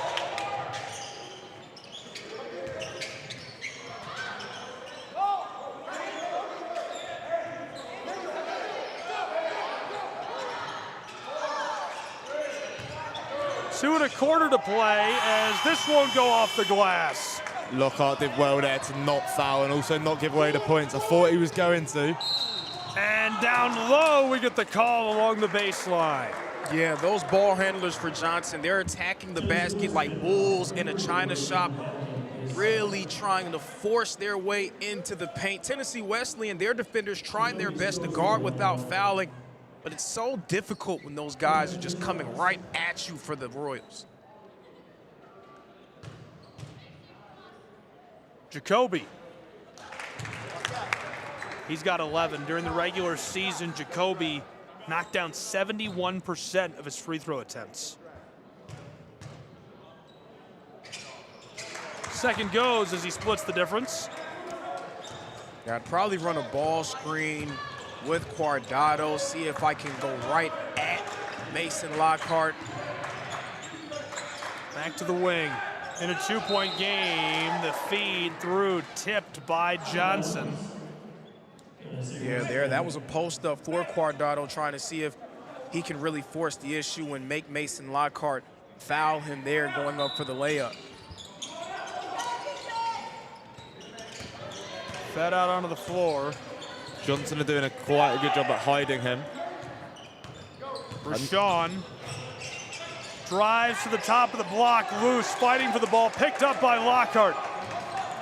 Mason and the Royals make their way to the attacking end of the floor. Livingston cross with 90 seconds to go. That was great pick and roll defense by Mason Lockhart. High enough to still defend Hampton, but low enough to be able to help out on the roll. Brown down the side of the floor to the baseline. Mason Lockhart. Mason fights his way over the top and gets the hook shot. He's got 29, and we're tied at 69. And you can't do anything else if you're Tennessee Wesleyan. You got the floor shrunk, you've pre-rotated, but Mason Lockhart, so dominant down low. Neither one of these teams want to see another overtime. Final minute of play. Great job by Devon Cottle, not leaving Neverton open. Drives, and the foul on the baseline. I think that's 5 on Lockhart. It is. Wow. Lockhart has scored 29 of their 69 points. That's a lot of production making its way over to the bench at a critical juncture in this game. Can't get worse than that. All of Tennessee Wesleyan. All of a sudden, Johnson's complete attacking plan changes. Everything's been going through the big man.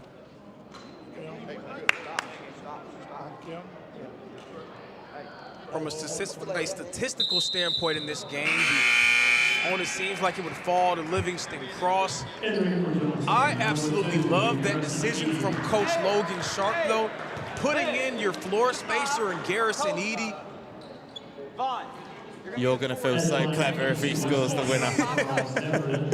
Putting your floor spacer in and Garrison Edey, and now you have all your attackers on the floor and a guy that Tennessee Wesleyan all of a sudden has to try to stick to him. They're not going to leave Edey open from long range.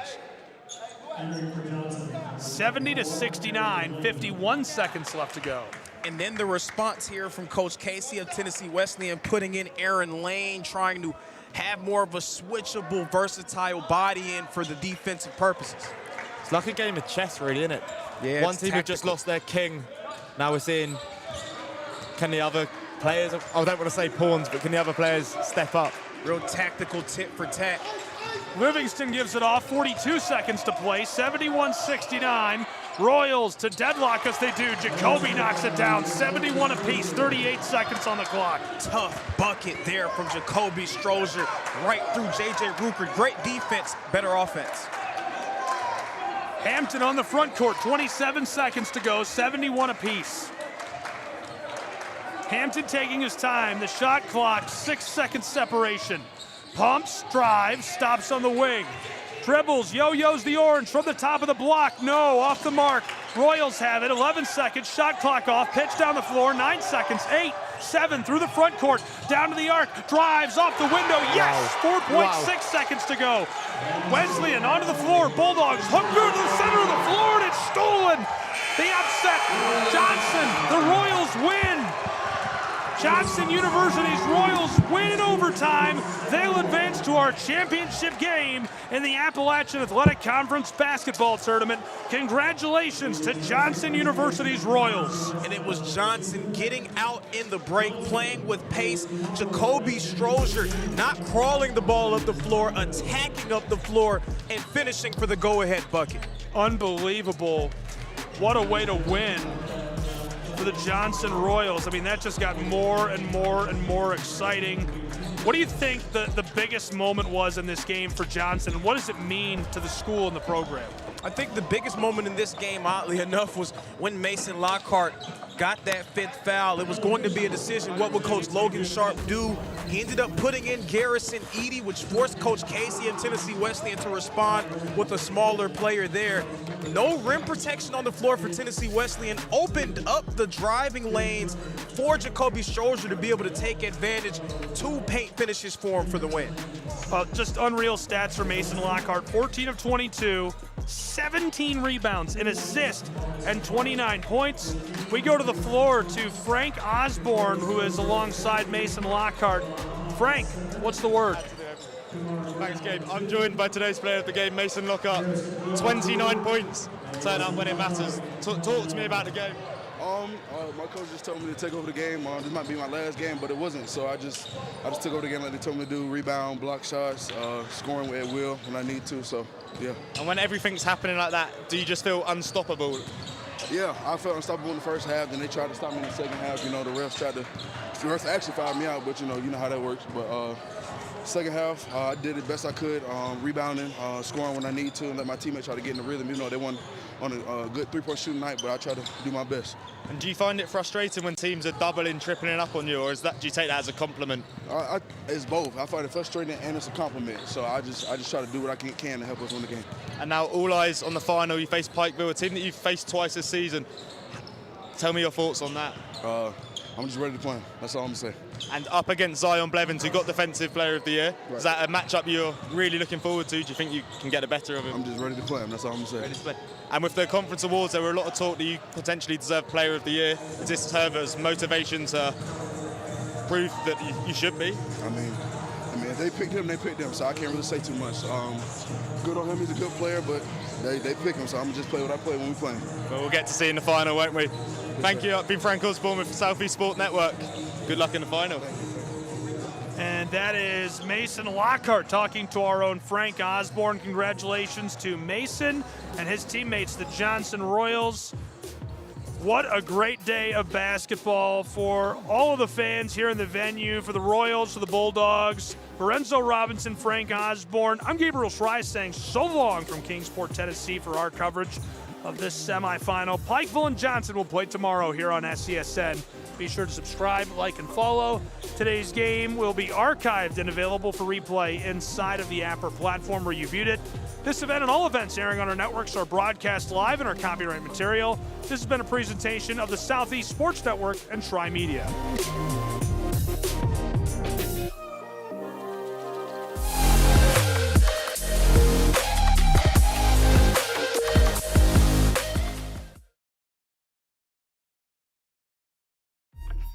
Your favorite teams, your favorite live streams, your favorite highlights. Be sure to engage with us. Find us now on YouTube at NSBN Sports or visit us at nsbnsports.com.